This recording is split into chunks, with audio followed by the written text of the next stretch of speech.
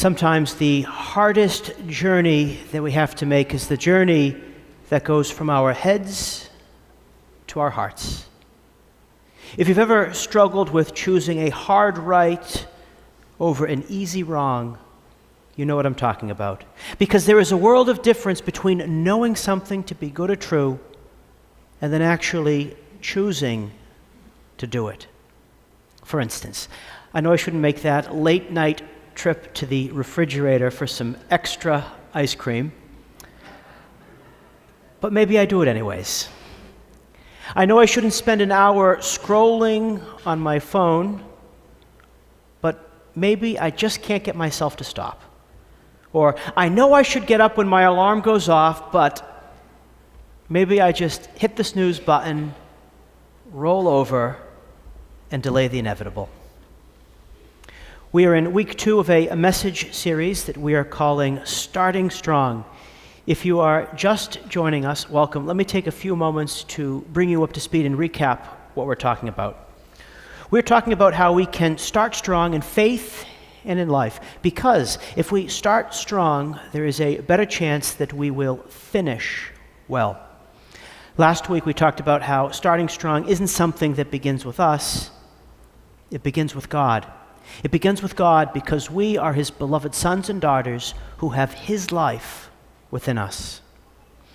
Also, last week we gave out these devotionals called Starting the Day Strong, and inside they include 30 days worth of scriptures, reflections, and questions that I hope you will pray with me.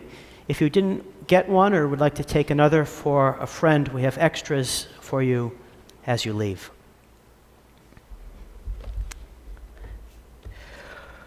Before we get to that arduous journey from our heads to our hearts, I just want to highlight a couple things that are going on in the life of our parish. Next year, we are very happy to be making a parish pilgrimage to Rome. It'll be very great for the life of our parish and spiritually fruitful for the people who go. I hope that you'll come with us. And if you'd like to learn more, you can join us downstairs after this Mass for an informational meeting.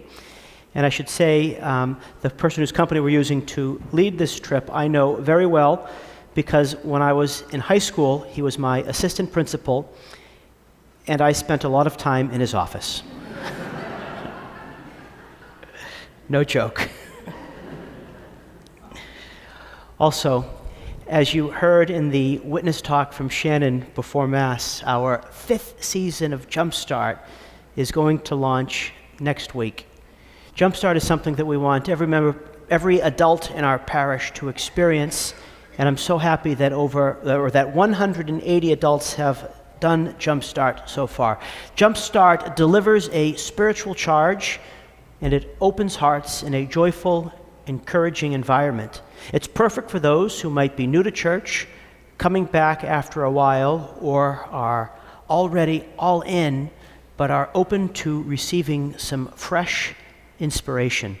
Jumpstart includes a meal, a presentation, and small group discussion.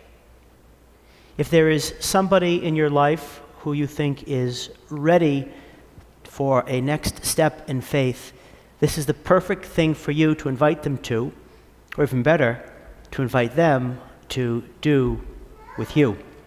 We sent out these invitations to our registered parishioners this week, so if you got one in the mail, we hope you'll join us. And if you got one but have already done Jumpstart, or it's not right for you right now, I would encourage you to share this with a friend. A lot of people, or maybe just me, a lot of people are saying that the 5th season of Jumpstart is going to be the best yet. I hope you'll join us. You can learn more at the Connect area outside after Mass.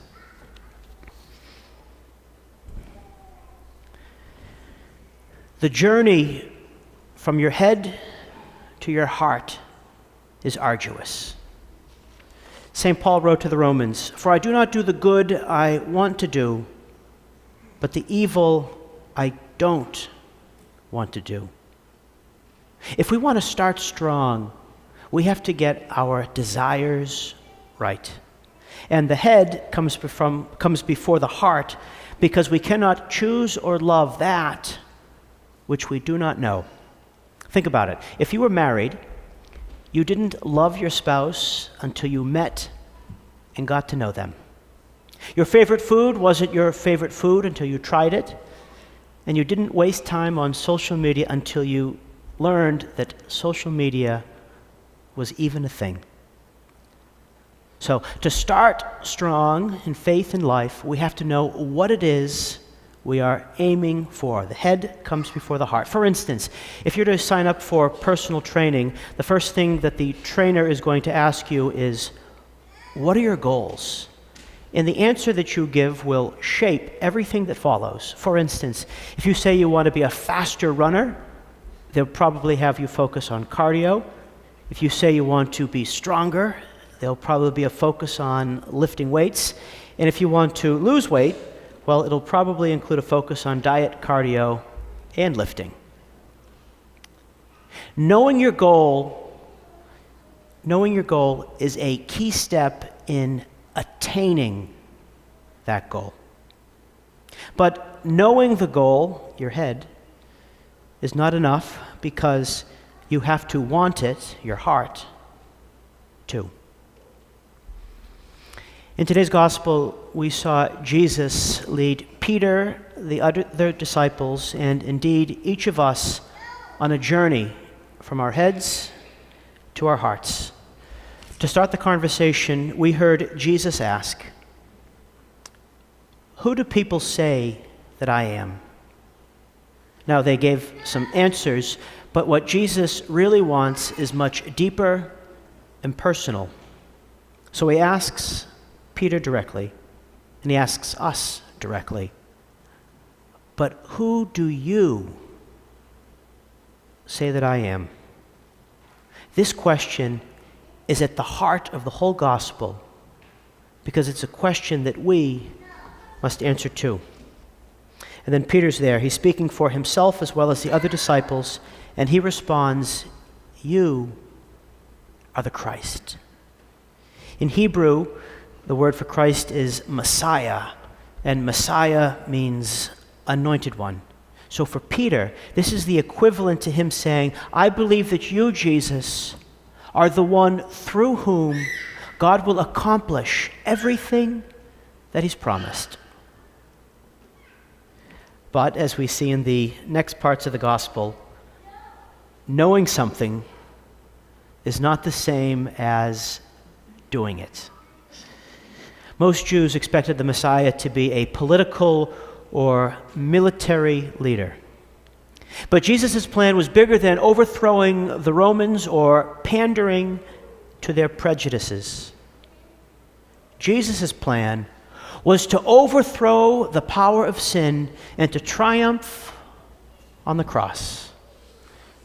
So when Jesus begins to tell the disciples that he will be a suffering Messiah who's ultimately going to die, it's unthinkable.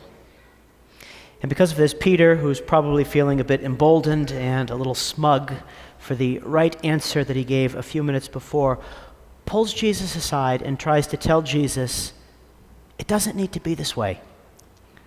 And we know how that works out. Jesus gives him that harsh rebuke. He says to Peter, "Get behind me, Satan.